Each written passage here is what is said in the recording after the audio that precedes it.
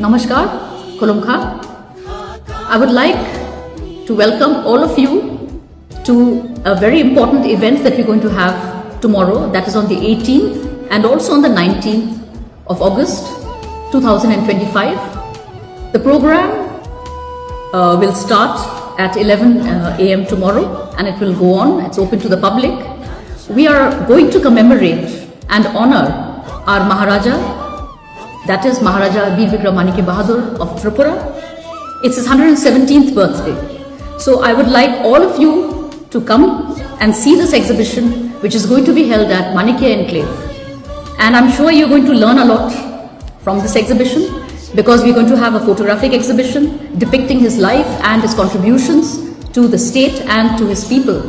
Besides that, we have a very important event as well, which is the release of a special postal cover, which will be done for the first time on Maharaja's birthday, and it will be released tomorrow itself by the Postmaster General. And so I would like all of you to be a part of this wonderful occasion, this joyous occasion. And so once again, please do not miss out on this opportunity. There'll be lots to see, an exhibition, also a food stall and sale of souvenirs and books on Maharaja. Thank you very much.